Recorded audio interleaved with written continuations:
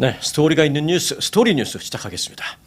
오늘은요, 뉴스가 이 건수로는 한 네다섯 개 정도밖에는 안 됩니다. 그렇게 좀 많은 종류의 뉴스를 전해드릴 건 아닌데요. 이유는 뭐냐면 그 뉴스가 모두 자세한 설명을 좀 필요로 하는 그런 것들이고 또 매우 중요하고 그렇기 때문에 좀 건수를 좀 제가 좀 축약해서 그 대신에 좀 깊이 있게 설명을 해드리면서 여러분들에게 전해드리겠습니다.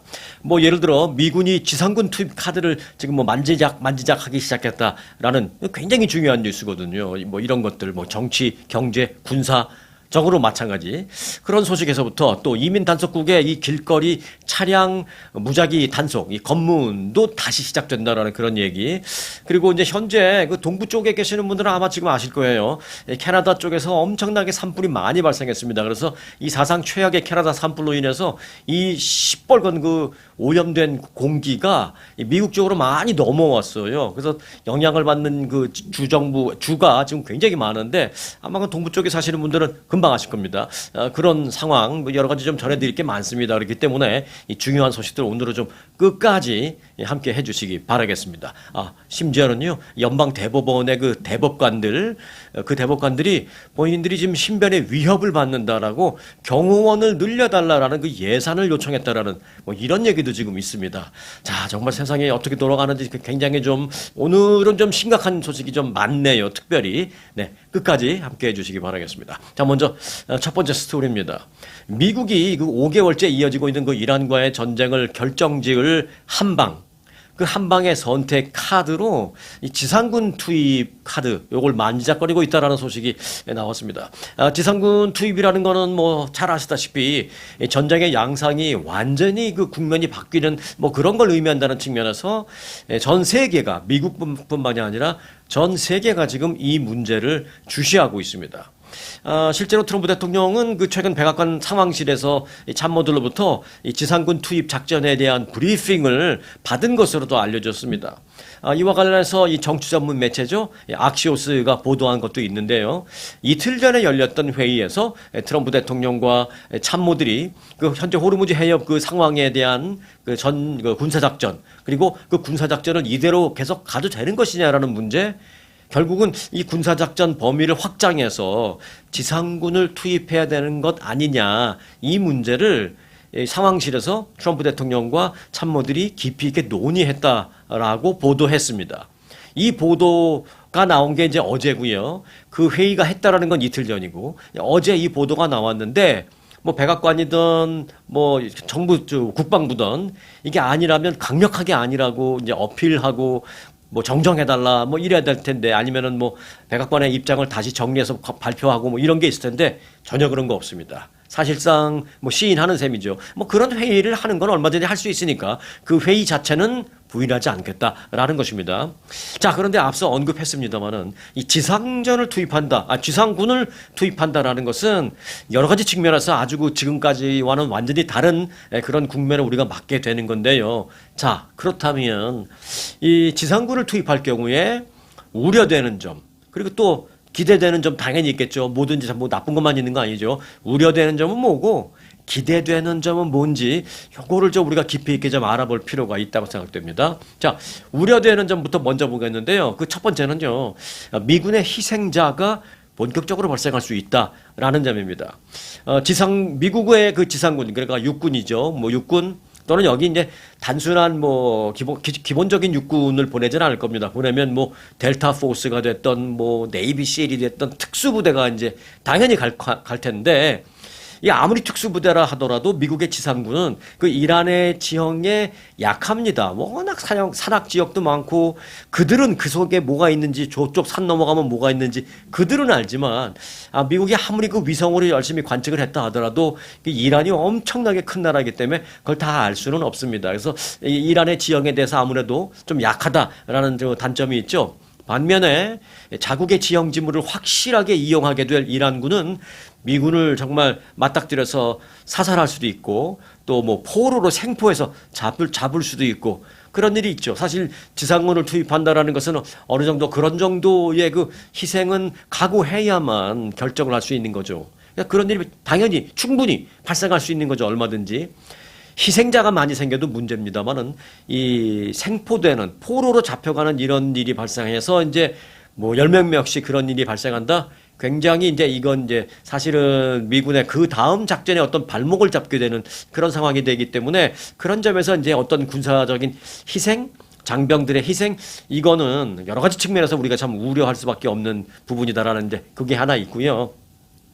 그리고 이제 부연해서 참고적으로 말씀드린다면 그렇게 미군의 희생이 늘어난다라면 그 다음 단계가 뭐예요? 여론이 악화되죠. 그 다음 단계 뭡니까? 어떤 정치의 실패, 뭐 정권의 실패, 뭐 이런 식으로도 귀결될 수 있기 때문에 그래서 이제 뭐 아무리 이제 트럼프 대통령 그 참모들하고 회의라도 쉽게 결정할 수 있는 사안은 아닙니다. 자, 우려되는 점 두 번째는 확전의 굴레입니다.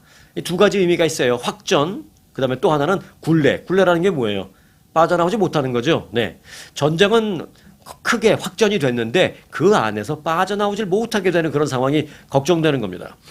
일단 지상군이 투입되면 군사적인 임무가 확대될 수밖에 없죠. 또 그런 지상군을 또 보호하기 위해서 추가적인 병력 파견도 이루어질 수밖에 없습니다. 그게 그래서 이제 임무는 확전되고 지상군이 들어가고 그 지상군의 희생을 좀 줄이기 위해서 또 보호하기 위해서 추가적인 병력이 들어가고 이게 반복하면서 악순환, 결국 장기적인 수렁에 빠질 우려도 있다라는 것입니다.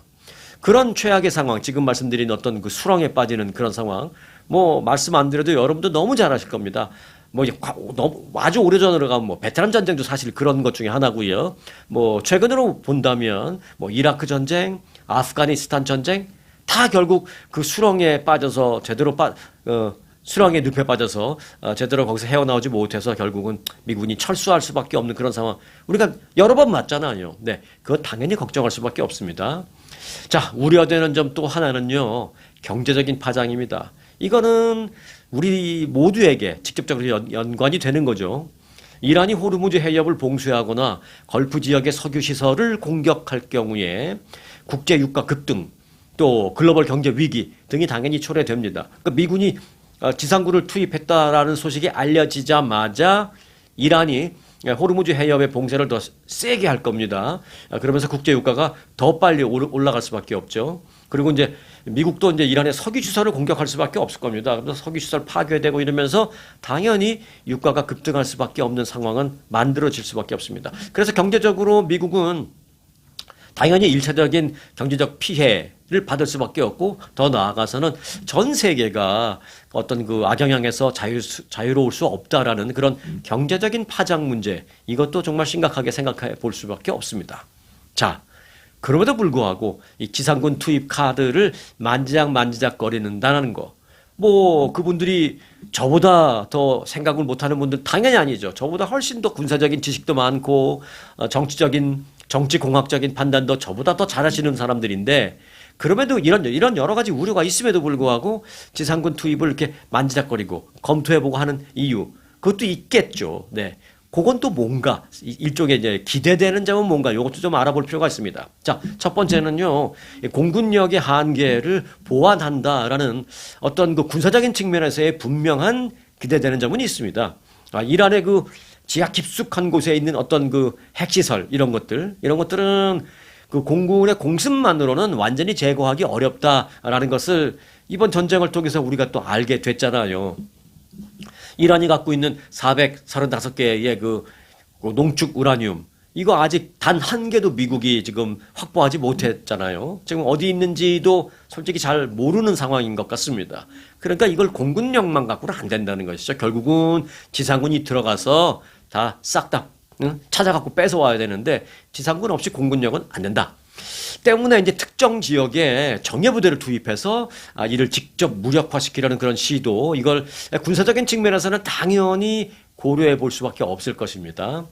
이제 이게 기대되는 점 이제 첫 번째고요. 물론 이제 그 안에 발생할 수 있는 어떤 위험성, 이런 거는 이제 앞서 얘기했던 이제 우려되는 거에 다 포함되는 거고. 자, 기대되는 점 두 번째는요. 외교력 협상력 강화입니다. 외교적인 협상력 강화.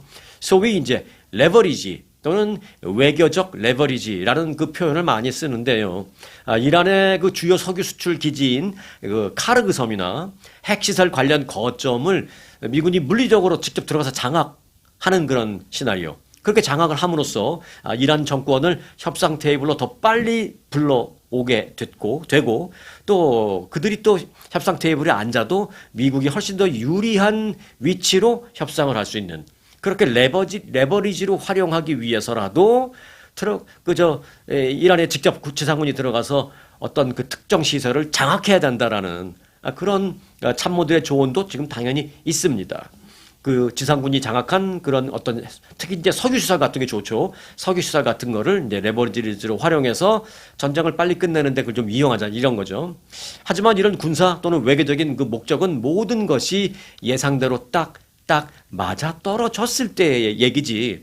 그렇지 않다면 예를 들어서 생각보다 희생이 크다면 또는 생각보다 그 장악하려고 하는데 가보니까 뭐 그렇게 딱히 뭐 많이 없더라 뭐 이런 것들 이런 예상치 못한 일이 발생한다면 미군의 그 희생만 커지는 그런 양상을 낳을 수도 있습니다. 자, 한편 그 지상군을 투입할 경우에 언론이 가장 주목하는 것은 앞서 제가 말씀드렸습니다만은 그 하르그 섬이라는 그 조그만 섬입니다.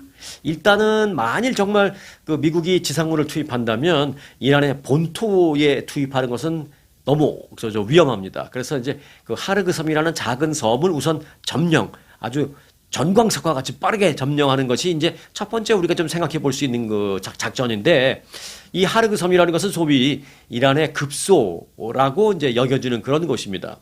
이 호르무즈 해협에서 호르무즈 해협이라고 이렇게 왜 조그맣게 이렇게 내로우되어 있는 해협이 있죠. 그건 이제 호르무즈 해협인데 그 북쪽으로 한 480km 정도 위치해 있고 그러니까 이제 이란 본토 깊숙이 들어간 그쪽에 있고 더 중요한 것은 이란의 그 본토 해안과 한 25km 정도밖에 떨어져 있지 않다라는 것입니다. 그래서 사실 이제 이란이 그 석유를 수출하거나 뭐 그런 거 할 때 이 하르그 섬에서 거의 대부분 뭐 한 85%, 90% 가까이 이 하르그 섬에서 그런 석유 수출이나 이런 걸 다 처리합니다. 바꿔 말하면 뭐냐? 이 하르그 섬에서 그런 걸 처리할 수 있는 석유 시설이 제대로 엄청나게 되어 있다라는 얘기죠. 근데 요걸 또 바꿔서 얘기하면 뭐냐? 거기만 장악할 수 있다면 큰 레버리지를 실제로 활용할 수 있다라는 얘기로도 들릴 수 있습니다. 네. 그래서 하르그 섬이 지금 주목받고 있습니다. 미국의 입장에서는 당연히 이 작은 섬을 점령하고 싶다. 그래서 이제 그 카드를 만지작거린다라는 게 어찌 보면 이제 당연한 겁니다. 그게 군사적 또는 뭐 외교적 정치적 여러 가지 면에서 실제로 트럼프 대통령도 이 하르그 섬 점령 가능성을 여러 차례 이제 시사한 바 있습니다. 뭐 말로도 했고요.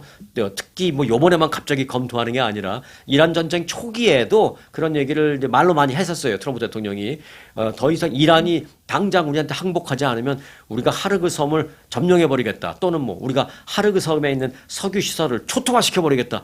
이런 얘기 많이 했습니다. 물론 이제 전략적인 발언이긴 합니다만은 그런데 이제 하르그 섬을 그 석유 시설을 미국이 점령은 하되 초토화시키는 거는 쉬운 일은 아닙니다. 아마 그렇게는 못할 겁니다. 미국은 이번에 이란을 공격하면서 막 공습했죠. 미사일로 이제 공습을 했죠. 그리고 이 섬에 대한 공습도 있었습니다. 그런데 이 섬에 대한 군사 시설에 대해서는 미사일을 엄청나게 때렸지만 이 하르그 섬에 있는 석유 시설은 하나도 건드리지 않았어요. 지금까지도. 왜냐? 그 석유 시설을 건드리는 그 순간 국제 유가는 완전히 폭등해 버려서 미국도 손쓰기 어려울 정도로 국제 유가가 이제 망가져 버리는 급등해 버리는 그런 상황이 되기 때문에 이 미사일로 하르그 섬의 군사 시설은 막 때려서도 석유 시설은 봐줬습니다. 그래서 이제 이번에 만일 지상군을 투입한다면 하르그 섬에 투입할 가능성이 있는데 하르그 섬에 투입했다 하더라도 지상군이 그 하르그 섬의 석유 시설을 부시는 게 아니라 그거를 점령하러 들어간다. 뭐 이렇게 우리가 볼 수가 있는 것이죠. 그렇게 되면 어찌 보면 좀 문제가 쉽게 해결될 수도 있습니다. 사실은 그런 매력적인 부분이 있기 때문에 미국도 여러 가지 그 리스크를 생각하면서도 지상군을 투입해야 되는 거 아니냐라는 검토를 계속 할 수밖에 없는 거죠. 그러나 이제 여전히 문제는 어느 곳이든 이 지상군을 투입할 경우에는 미국도 이 대가를 치를 수밖에 없다. 뭐 이런 점입니다. 작전이 실패하거나 또는 작전 과정에서 그 미군 사상자가 예상보다 많이 나오는 등의 어떤 그 최악의 상황 이런 거는 그 누구도 원치 않는 결과이기 때문에 지금 참 망설이고 결정이 어렵고 이제 그런 겁니다. 그리고 이제 이번 전쟁을 시작하면서 트럼프 대통령은 지상군 투입은 없을 것입니다라고 대국민 선포처럼 이렇게 얘기를 했거든요.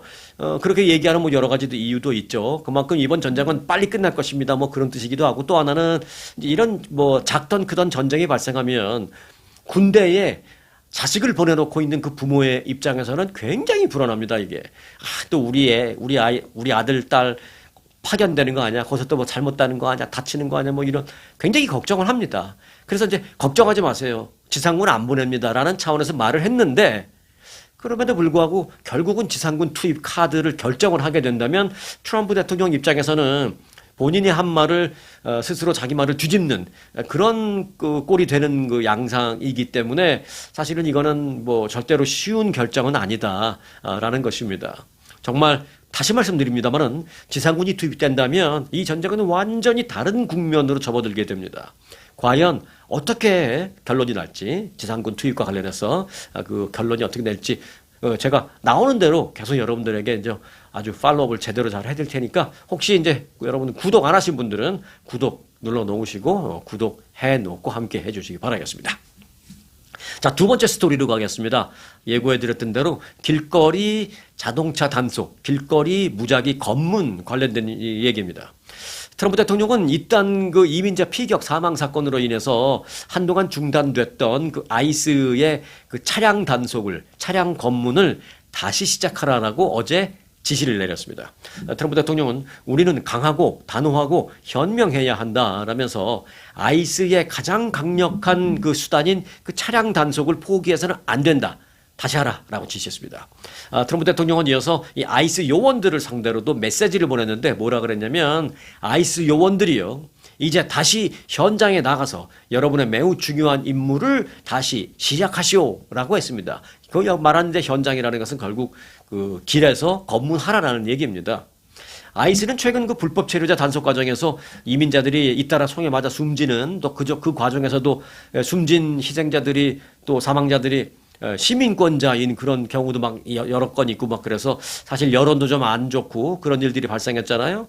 그러자 이제 차량 단속은 일단 한시적이나마 중단시켰었습니다. 그런데 이제 트럼프 대통령이 이걸 다시 재개하라는 명령을 내린 겁니다. 자, 일반적으로 어디서나 들을 수 있는 요 문제에 관련된 뉴스는 여기까지입니다. 그런데 우리는 조금 한 걸음 더 깊이 있게 들어가 볼까 합니다. 자, 그렇다면 그 이민 단속 요원들의 그 차량 단속은 어떤 형태로 이루어지는 것인지, 그리고 또 우리가 좀 알아야 할 사항은 없는 것인지, 혹시 모르니까 뭐 우리도 괜히 가다가 뭐 일단 정지 당할지도 모르니까. 자, 먼저 아이스의 그 차량 단속 방식을 좀 전해드리도록 하겠습니다. 첫째는요, 이거는 이제 그 아이스 단속 요원들에게 다 배포해주는 그 단속 매뉴얼에 나오는 얘기입니다. 그 매뉴얼에 나오는 얘기를 좀 짧게 간추려서 전해드리는 겁니다. 자, 첫 번째는 뭐라고 되어 있냐면 합리적인 의심이 있을 때 어떤 차량이라도 단속할 수 있다라고 되어 있습니다. 여기서 이제 말씀드린 합리적인 의심이라는 것은 reasonable suspicion이죠. reasonable suspicion.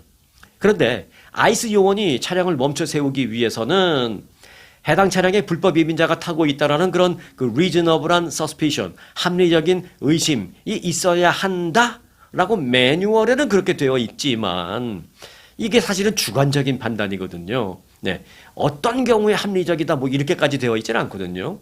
단순히 탑승자의, 그리고 이제 매뉴얼에 뭐라고 되어 있냐면 추가적으로 부연하면서 단순히 탑승자의 그 인종이나 외모만으로는 단속 근거가 될 수 없고 구체적이고 객관적인 사실에 근거해야 한다라고 되어는 있습니다. 매뉴얼에. 그러나 결국 이것도 현장의 그 단속 요원의 그 당시의 판단에 근거해서 할 수밖에 없다라는 것입니다. 그 합리적인 의심이라는 그 reasonable suspicion이라는 그 판단 자체를 아이스 요원이 현장에서 개인적으로 즉각 판단하는 것이기 때문에 뭐 예를 들어서 그 검문된 사람이 정지 명령 받고 단속 대상이 된 그 사람이 당신 왜 내 차량을 왜 검문하느냐? 당신이 무슨 근거로 내 차량을 근거하느냐? 뭐 지금 나를 뭐 차별하는 거냐 이렇게 따지기가 굉장히 애매하다라는 것입니다. 무슨 근거로 내 차량을 검문하느냐? 그러면 아이스 요원은 할 말이 있습니다. 그 reasonable suspicion이 있다고 어떤 합리적인 의심이 내가 갖게 됐다. 라는데 뭐라 그럴 거예요, 그게. 참 그런 부분이 있습니다. 자, 단속 시에 그러면은 그 사람들은 뭘 질문을 하느냐. 이것도 이제 우리가 알아놓을 필요가 있죠. 자, 일단 차량이 검문이 되면, 아이스 요원은 탑승자에게 이민 신분에 대한 간단한 질문을 할 수가 있습니다. 뭐 당연하죠. 차량 내부에 대한 수색을 할 수도 있고, 안 할 수도 있는데, 그 차량 내부의 수색과 관련해서 그 매뉴얼에는 뭐라고 되어 있냐면, 차량 내부에 수상한 것이 있을 만한 상당한 근거가 있을 때만 이렇게 되어 있습니다. 이 상당한 근거라는 것도 역시 굉장히 주관적이죠. 네, 그러니까 뭐 아이스 요원이 뭐 솔직히 속마음은 상당한 근거는 없다 하더라도 아니 내가 좀 의심스럽다고 보겠다는데 그걸 어쩔 할 수가 없습니다. 참 애매한 부분이 많습니다. 자, 그러나 그런 어떤 주관적인 근거가 없이도 또 마구 단속할 수 있는 그런 지역도 있습니다. 그러니까 예외 구역도 있습니다. 이건 뭐냐면 바로 국경 검문소에서 100마일 이내에 있는 지역에서는 지금 매뉴얼에서 언급한 어떤 합리적인 의심 또는 뭐 상당한 근거 이런 거 다 없어도 마구잡이 검문할 수 있다라고 되어 있습니다. 검문소에서 100마일 이내에 있는 지역에서는. 자, 그런데 이 LA 지역을 볼까요? 우선 예를 들어서 자, LA 남가주 지역을 예를 들어 본다면 샌디에고, 뭐 샌디에고 같은 도시는요. 거기서 그 국경 통해서 이제 저 멕시코 티화나로 바로바로 갈 수 있거든요. 그러니까 샌디에고 그 다운타운 거기에서 국경까지 제가 뭐 정확히 세보진 않았습니다만은 저도 한 4, 50분, 1시간도 안 걸렸던 것 같아요. 그러니까 뭐 4, 50마일, 50마일도 안 돼요. 그러면 100%입니다. 이거는 샌디에고는 100마일 이상 떨어진 곳이 아닙니다. 그렇다면 그 얘기는 뭐냐? 그야말로 샌디에고에서는 무작위 검문이 가능하다라는 것입니다. 합리적인 의심? 나 없어. 그래도 할 수 있다는 것입니다. 그런 지역에서는. 뭐 또 텍사스 같은 데 마찬가지죠. 국경에서 100마일 이내로 떨어져 있는 그런 도시 텍사스에도 많이 있을 것입니다. 그런 경우에 모두 특별한 근거나 의심 없이도 무작위 검문이 가능하다라고 매뉴얼에는 되어 있습니다. 자, 그럼 우리 일반 시민이 미리 좀 알아야 할 것들은 뭐가 있는지 좀 전해드리겠습니다. 자, 일단 경찰의 단속을 일반 폴리스 경찰의 단속을 받을 때도 마찬가지입니다만은 특히 이제 아이스 요원들의 단속을 받을 때 일단은 당황하지 않고 자신의 권리를 행사하는 것이 이제 중요합니다. 우선 신분증 및 서류에 관련된 부분인데요. 뭐 운전면허증이나 차량 등록증 같은 걸 보여달라고 요청했을 시에 뭐 제시하는 건 그건 어렵지 않죠. 굳이 뭐 그걸 제시 안 하려고 뭐 그럴 필요가 없어요. 뭐 다 있는데 굳이 당당하게 제시하면 됩니다. 굳이 거기서 실강이 할 이유가 전혀 없습니다.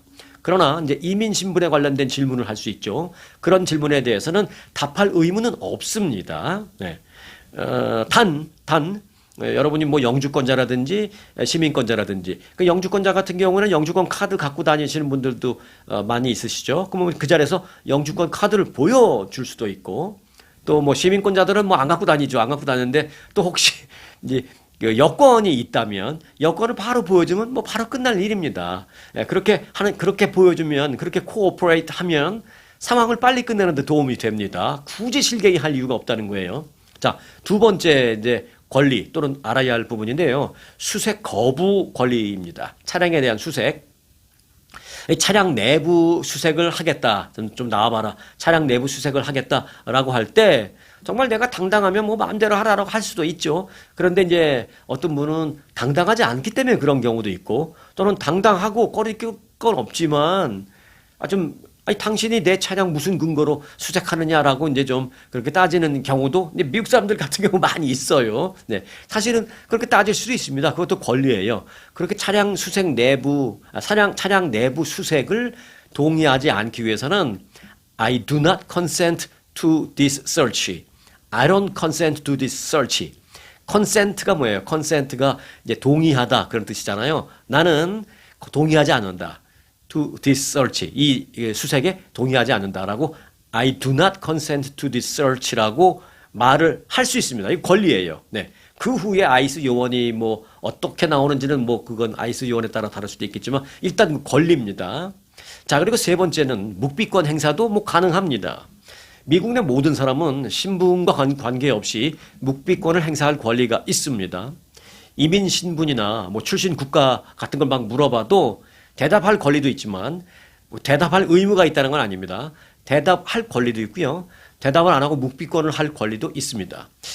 약간 한국적인 마인드로 본다면 저거 뭔가 그 캥기는 게 있으니까 말 안 하는 거 아니야. 뭐가 잘못하는 게 있으니까 죄진 게 있으니까 말 안 하는 거 아니야. 뭐 이렇게 생각할 수도 있지만 미국 사람들은 조금은 달라요. 뭐냐면 내가 대답할 수도 있지만 뭐 변호사가 입회하지 않은 상태에서 내가 이렇게 계속 대답을 하고 그러다 보면 괜히 나한테 불리하게 되는 경우도 있기 때문에 미국 사람들 중에서는 그런 사람도 있어요. 당당하고 문제 없는데 내가 변호사 올 때까지 난 대답하지 않겠다라고 딱 묵비권 하는 사람들도 있습니다. 예. 그게 무슨 죄져서가 아니라 뭐 그런 걸 얘기하는 겁니다. 네. 혹시라도 이제 뭐 실수할 수 있는 그런 발언을 하지 않을까. 그래서 더 나은 상황일 때 이제 내가 나를 해명하겠다. 뭐 그런 것도 있을 수 있죠. 그 묵비권이라고 무조건 색안경 끼고 볼 필요는 없지만 여하튼 하지만 뭐 당당하고 뭐 실수할 것도 없고 당당하다면 가능하면 협조해서 코오퍼레이트해서 빨리 상황을 끝내는 게 제일 좋지만 그 외에 부가적인 이제 뭐 알아야 될 부분은 제가 설명드리는 겁니다. 그리고 이제 가능한 경우에 현장 상황을 그 기록을 남기는 게 좋습니다. 요즘은 뭐 셀폰으로 뭐 영상 촬영할 수 있으니까 자신의 셀폰으로 이제 촬영하는 등 기록으로 남기는 방법 가능합니다. 이건 뭐 내가 당당함을 그 기록에 남길 수도 있으니까 좋습니다. 얼마든지 가능합니다. 단 뭐 그런 걸 한다고 그 용언을 막 약 올리거나 내가 너 찍고 있어 뭐 그럴 필요 없습니다. 딱 얘기하고 이거 당신과 나의 기록을 위해서 내가 이걸 찍겠습니다라고 딱 당당하게 한다면 그들은 그걸 제지 못합니다. 하지만 뭐 괜히 찍는 거 하면서 약 올리고 그럴 필요 없어요. 그거 왜 그래요?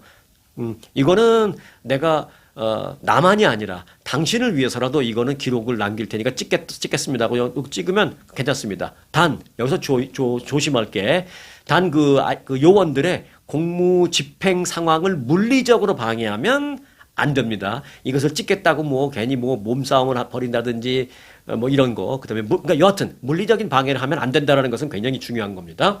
자, 끝으로 그러면 이제 아이스의 그 차량 검문은 앞으로 어떻게 될 것인지 향후 전망 좀 알아보겠습니다. 그 아이스의 강경한 단속 기전은 한마디로 말해서 당분간 더 세게 더 강경하게 갈 것이다 라고밖에 말씀드릴 수가 없네요. 이 아이스의 권한과 예산이 또 이번에 대폭 강화됐기 때문에 그럴 수밖에 없다라는 이제 분석이 가능하고요. 또 정치공학적으로도 정치적인 측면에서 봐도 그럴 수밖에 없다라는 분석이 가능합니다. 최근 그 이란 전쟁의 뭐 MOU를 했는데 MOU 다 지금 뭐 종이 조각, 휴지 조각 다 돼버렸잖아요. 지금 다시 군사 충돌이 이루어지고 뭐 언제 끝날지도 모르는 이런 이란 전쟁의 지지부진한 그런 마무리, 아직 마무리된 것도 아니지만 이렇게 계속되는 이런 상황. 그리고 이번 전쟁으로 인한 물가 상승 등 국내에서 여론이 상당히 좋지 않음에 따라서 정치권에서는 특히 정권 차원에서는 어떻게든 현 정부의 토종 지지자들 요거를 이제 흔히들 이제 뭐 집토끼라고 부르죠. 저는 사실 집토끼라는 표현을 별로 안 좋아합니다. 왜냐하면 약간 좀 비아냥거리는 것 같은 오해를 살 만한 표현인 것 같아요. 그게 뭐 공화당 쪽이 말하는 집토끼든 민주당 쪽이 말하는 집토끼든 저는 집토끼 왜냐하면 집토끼는 밖에 안 나간다 뭐 이런 뜻에서 나온 말이거든요. 그런데 대중을 너무 얕잡아버리는 것 같아서 저는 그 표현은 좀 안 좋아합니다. 하지만 이제 요렇게는 표현할 수 있죠. 토종 지지자들, 그러니까 지금 뭐 공화당 정부 또 지금 트럼프 행정부로 본다면 이제 쉽게 보면 이제 마가 지지층 뭐 이렇게 볼 수가 있죠. 그 마가 지지층을 좀 마음을 좀 달래줄 그들의 환심을 살 무언가가 필요한 상황입니다. 지금 여러 가지 면에서. 그래서 그들의 그 여론을 달래기 위해서라도 항상 그 메뉴가 있잖아요. 네, 불법 이민자에 대한 강력한 단속. 요거는 정치공학적으로도 이제 필요한 부분이기 때문에 당분간 이거는 굉장히 갈 것이다. 그러면서 여론전까지 오히려 뉴스화되고 막 이런 걸 오히려 더 퍼뜨리면서 이런 단속을 할 것이다. 저는 뭐 일단 그렇게 보고 있습니다. 자, 따라서 앞으로는 직장이나 무슨 어떤 공장이나 이런데 막 몇십 명의 단속 요원들이 확 들어와서 지난번 그 조지아주 현대자동차, 현대 배터리 공장처럼 와 들어가서 우당탕탕해서 뭐 300명씩 막 잡아가고 그런 거 뭐 그런 걸 안 한다라는 건 얘기는 아니지만 그런 것도 하긴 하지만 그런 것보다는 오히려 거리에서의 불신 검문, 거리에서의 차량 검문 같은 게 상당히 급증할 전망이다. 이런 게 이제 이민 전문 변호사들의 공통적인 예측이다라고 말씀을 드리겠습니다. 자, 지구 종말 같은 캐나다의 황갈색 스토리를 전해드리겠습니다. 지금 동부 쪽 뉴욕, 뉴저지, 캐나다 토론토에서 이 영상 보고 계신 분 계시다면 댓글 좀 꼭 좀 제가 부탁드리겠습니다. 지금 상황이 굉장히 그렇다면서요. 그러니까 저희는 이제 뉴스로 저희가 취합을 해서 이제 알아낸 내용이지 제가 직접 거기 가본 건 아니어서 정말 걱정되기도 하고 현실이 궁금하기도 하고 막 그렇습니다. 토론토 쪽에 계신 분들 댓글 부탁드리고요. 또 토론토 남쪽 미국의 동북부 지역에 사시는 분들도 댓글을 좀 부탁을 드리겠습니다. 자, 캐나다 전역에서요, 지금 800건이 넘는 산불이 발생했습니다. 정확하게 한 35건, 거의 850건 정도의 산불이 발생했는데, 더 문제는 이 중에서 수십 건은 통제불능입니다. 끌 생각도 못하고 있는 겁니다. 자, 이로 인한 엄청난 연기가 지금 하늘로 솟구치고 있는데 동시다발적으로 캐나다뿐만이 아니라 이게 바람을 타고 미국으로까지 확산이 되면서 지금 캐나다 토론토 그리고 미국의 동북부 양국의 그 대도시의 공기 질이 완전히 그 최악의 상황을 지금 보이고 있습니다. 특히 캐나다 온타리오 쪽에 이제 가장 그 피해가 심하다고 그래요. 온타리오 그리고 이제 매니토바 이런 여기는 이제 캐나다의 동부이긴 하지만 뭐 약간 중동부 쪽 되겠죠. 그래서 현재까지 소실된 면적은 뭐 190만 헥타르라고 하는데 이 뭐 면적은 우리가 상상하기 힘듭니다. 워낙 덩어리가 큰 나라라서. 캐나다 정부는 이제 갑자기 닥친 전국적인 그 고온 현상 때문에 동시다발적으로 이제 발생해서 지금 통제 불능인 상태다 이렇게 얘기하고 있는데. 특히 이제 한인들도 많이 거주하는 그 온타리오주 북서부에서 발생한 그 산불의 연기가 그 대도시로 대량 유입되면서 그 토론토의 그 대기 질이 지금 최악의 상황을 보이고 있다라고 합니다. 그 항상 그 공기의 질을 말할 때 숫자를 표기하고잖아요. 이게 1부터 10까지인데 최악이 10입니다. 그런데 지금 토론토가 10 플러스라는 표기가 되어 있어요. 10 그 이상이다라는 것이죠. 뭐 최악 중에 최악이다라는 그런 진단이 나온 겁니다. 지구상에서 가장 그 도시의 공기가 안 좋은 데가 어디예요? 네, 인도죠. 뭐 인도 뉴델리 막 이런 데죠. 거기는 뭐 바로 앞도 안 보여서 너무 앞이 안 보여서 자동차를 끌고 나갈 수가 없다면서요. 자동차가 있어도 도로가 복잡해서가 문제가 아니라 너무 앞이 안 보여서 자동차를 운전 못한다. 뭐 이런 얘기 나오는데 인도보다 지금 캐나다가 더 심각하다. 물론 이제 뭐 이 산불이 끝나면 해소되겠습니다만은 인도는 뭐 계속 가는 거지만 그런 차이점이 있지만 지금 일시적으로는 그렇다라는 것입니다. 토론토 시내에서는 연기로 하늘이 완전히 황갈색, 그러니까 노란색과 붉은색을 좀 합친 것 같은 그런 색깔로 완전히 변해버렸고요. 그러면 도심의 그 스카이라인 같은 게 뭐 잘 보이지도 않을 정도로 멀리 있는 그 빌딩의 모습 보이는 게 스카이라인이잖아요. 그런 게 아예 안 보인다는 것이죠. 완전히 그 붉은색과 노란색, 그 황갈색으로 변해 있다라는 것입니다. 대기 오염 수치가 급증하자 토론토시는 당분간 모든 야외 행사를 전면 취소한다라고 밝혔습니다. 그런데 이제 이 유해한 연기는요, 국경을 넘어서 미국 중서부와 북동부까지 지금 영향을 미쳐서 피해를 주고 있습니다. 국립기상청은 미국으로 유입된 그 유해한 연기가 이번 주말, 다음 주 초까지 계속 이어질 가능성이 높다라면서 미국인들에게도 북서부와 중북부에 사는 미국 주민들에게도 주의를 당부한다라고 밝혔습니다. 여전히 위험하다고. 캐나다에서 미국으로 유입된 그 오염 공기는요, 뉴욕, 워싱턴 DC 여기에도 지금 영향을 미치고 있습니다. 그리고 이제 미시간주, 또 위스콘신주, 또 메인주, 매사추세츠주 등에도 영향을 지금 미치고 있습니다. 그래서 이 지역의 하늘이 이 지역 중에서도 동북쪽에 있는 지역의 하늘이 황갈색으로 변했다라는 보고가 이어지고 있습니다. 그래서 막 SNS에 막 댓글이 올라오는데 캐나다 토론토 쪽에 있는 사람들 SNS나 또는 미국의 동북부 쪽에 있는 사람들 SNS 뭐라 그러냐면요.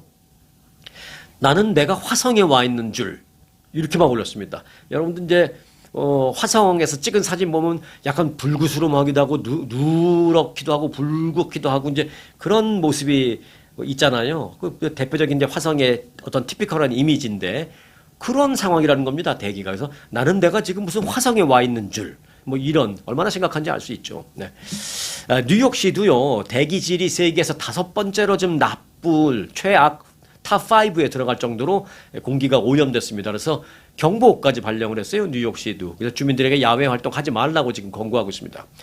그런데 이제 문제가 있어요. 지금 월드컵이 진행되잖아요. 네, 어제까지 이제 결승전에 진출할 팀이 다 확정됐죠. 어제는 아르헨티나하고 잉글랜드와의 경기에서 아르헨티나가 1대0으로 지고 있다가 2대1로 극적인 역전승을 해서 이제 아르헨티나가 결승전에 올라갔고, 그 전날에는 이제 어디죠? 스페인이 올라갔죠. 그래서 이제 결승전이 일요일 날 있습니다. 토요일 날은 3위와 4위 가려는 3, 4위 결정전이 있고, 그리고 이제 일요일 날은 우리 미국 시간으로는 일요일, 그 LA 시간으로는 오후 1시인가 그렇죠? 그리고 동부 시간으로는 이제 오후 4시죠. 일요일 날 오후에 결승전이 있어요. 월드컵 결승전. 그게 어디서 하느냐? 네, 뉴욕 옆에 뉴저지 더군다나 야외 경기장에서, 그것도 8만 명이 운집할 것으로 예상되는 그 스테디움에서 월드컵 결승전이 예정되어 있는데, 그 결승전을 앞두고 공기가 완전히 이렇게 나빠져서 지금 더 걱정을 낳고 있는 그런 상황입니다. 자, 뉴욕, 뉴저지 등 동부 지역과 특히 이제 북동부 지역 거주하시는 분들은 당분간 절대 장시간 야외 활동을 하는 것을 좀 자제해 주시기 바란다라는 당부 말씀을 드리겠습니다. 그쪽에 계신 분들은 댓글로 상황을 좀 전해주시면 제가 큰 도움이 되겠습니다. 그리고 텍사스 지역에는 뭐 그렇게 막 폭우에 폭풍에 엄청난 또 그 기상 재해가 뭐 재해까지는 아니어도 엄청난 날씨 변화가 있었다면서요. 그래서 텍사스는 또 그런대로 그런 여러 가지 또 어려움이 있는 모양입니다. 요건 또 텍사스 계신 분들이 저보다는 잘 아실 테니까 또 간단하게나마 좀 소식을 좀 전해주시면 감사하겠습니다. 자, 그 소식입니다. 연방 대법관들이요, 자신들의 신변 위협이 급증했다. 자신들의 신변에 대한 위협이 급증했다라면서 경호 예산을 늘려달라고 의회에 요청했습니다. 참, 정말 세상이 이렇게까지 되고 있습니다, 지금. 연방 하원 예산 청문회에 출석한 엘레나 케이건이라는 대법관과 에이미 베럿이라는 대법관, 이 두 명의 대법관이 이제 청문회에 나왔는데 의원들에게 그런 요청을 했습니다. 엘레나 케이건 대법관은 진보 성향, 그리고 에이미 베럿 대법관은 보수 성향의 대법관으로 이렇게 분류되시는 분들입니다. 이들은 최근 그 대법관을 향한 폭력과 협박 위협이 크게 늘었다라면서 경호 강화를 위한 예산 증액이 필요하다라고 요청했습니다. 베럿 대법관은 몇 년 전에 나는 누군가의 위협을 심하게 받아서 그 법원으로 출근할 때 방탄 조끼를 입고 출근한 적도 있었다라고 얘기하기도 했습니다. 연방 대법원들이 요청한 그 내년도의 그 총 예산은 일단 총 액수는 얼마냐면 2억 2,800만 달러예요. 그런데 이 액수는 지난해에 비해서 한 10% 늘어난 액수입니다. 그런데 그 10% 늘어난 그 증가분의 대부분의 항목은 뭐로 되어 있느냐? 대법관 개인 경호에 들어가는 비용으로 책정이 되어 있습니다. 그렇게 책정해서 이걸 통과시켜달라고 이제 올린 거예요. 예산안에는 대법관 자택에 대한 24시간 경호와 함께 대법관 한 명당 경호 인력을 6명씩 추가적으로 배치시켜달라라는, 또 거기에 들어가는 돈이 이만큼이니까 이 예산을 통과시켜달라라는 그런 내용이었습니다. 최근에 대법관을 겨냥한 협박과 폭력 위협이 실제로 급증한 게 사실입니다. 예를 들어서 그 연방 차원의 낙태 권리를 뒤집는 판결을 대법관이 지난 2022년에 내린 적이 있었는데요. 그때 이 브렛 캐버노 대법관 자택 인근에서 무장한 남성이 이 브렛 캐버노 대법관을 살해하기 위해서 이 시도를 했던 그런 일도 실제로 있었습니다. 정말 끔찍하죠. 또 최근에는요, 이 베럿 대법관의 그 버지니아주 자택에 총격 사건이 발생했다라는 허위 신고가 접수됐습니다. 처음에는 허위인지 몰랐죠. 총격 사건이 발생했다고 막 그래서 경찰이 가보니까 아무 일도 없었던 거예요. 아무 일도 없어서 이게 뭐지 했는데 거기가 바로 이 브렛 대법관의 집이었습니다. 집 인근이었습니다. 뭐 그 집이든 그 집 옆집이든 하여간 거기였습니다. 그래서 나중에 이상하다고 봤더니 그 집에 대한 어떤 위협, 협박, 어떤 모종의 메시지를 전달하기 위해서 그런 허위 신고를 했다라는 것이 밝혀졌습니다. 이 같은 일련의 그 대법관 그 신변 위협 사건의 증거와 관련해서 증액을 요청한 그 예산, 이게 이제 어떻게 처리될지 그것도 좀 주목되고 있는 부분입니다. 자, 그래서 오늘은 여러 가지 좀 중요한 뉴스 많이 있지만 그중에서 진짜 중요한 뉴스 4-5가지만 좀 뽑아서 조금 깊이 있게 여러분들에게 좀 전해드렸습니다. 깊이 있게 들어가는 바람에 좀 다양한 소식은 못 전해드렸기 때문에 그 부분은 여러분들이 좀 양해해 주시기 바라겠고요. 언제나 그렇습니다만은 저는 뉴스 없는 편안한 세상을 꿈꿉니다. 네, 좀 아이러니하기도 하죠. 네. 자, 오늘은 여기까지 하겠습니다. 끝까지 함께 해주신 여러분들에게는 특별한 감사를 드리겠습니다. 오늘 영상 마칩니다. 2026년 루트 66 개통 100주년을 맞아 아주투어가 특별히 기획한 미 대륙 횡단에 여러분을 초대합니다. 산타모니카에서 시카고, 나이아가라와 뉴욕, 워싱턴 DC까지 역사를 따라 맞따라 100년에 단 한 번뿐인 기회. 아주투어의 루트 66 대륙 횡단으로 인생 최고의 버킷리스트를 완성하십시오. 당신의 행복한 여행 아주투어가 책임지겠습니다.